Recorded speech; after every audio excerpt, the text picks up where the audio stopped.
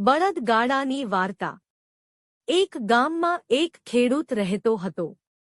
તે તેના બળદ અને ગાડા સાથે ખેતી કરતો અને માલ વહેંચતો। તેના પાસે બે મજબૂત બળદ હતા, નંદુ અને બલ્લુ। બંને બળદ ખૂબ મહેનતુ અને એકબીજાના સારા મિત્ર હતા।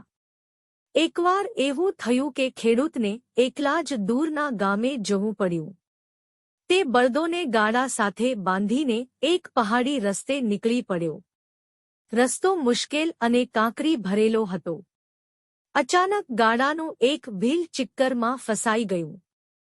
ખેડૂત ચિંતિત થઈ ગયો, કારણ કે જો ગાડું બહાર ન કાઢી શકાય તો તે સમયસર પહોંચી શકતો નહીં। ખેડૂતની ચિંતા જોઈને નંદુએ બલ્લુને કહ્યું, ચાલ, આપણે એક સાથે જોર લગાવીએ તો ગાડું બહાર આવી જશે। બલ્લુએ પણ ઊંડો શ્વાસ લીધો અને કહ્યું, હા, આપણે મહેનત કરવી જ પડશે। બંને બળદોએ પૂરો જોર લગાવ્યો। ખેડૂત પણ તેમની મદદ કરવા લાગી ગયો। થોડીવારની મહેનત બાદ ગાડું ચિક્કરમાંથી બહાર નીકળી ગયું। ખેડૂત ખૂબ ખુશ થયો અને બંને બળદોને પ્રેમથી મીઠું ખવડાવ્યું। તે એમ સમજ્યો કે એકતા અને મહેનતથી કોઈ પણ મુશ્કેલી પર જીતી શકાય।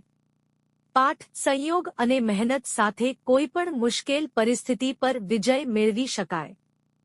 જો તમને આ વાર્તા ગમી હોય તો લાઇક, શેર અને સબસ્ક્રાઇબ કરવાનું ભૂલતા નહીં।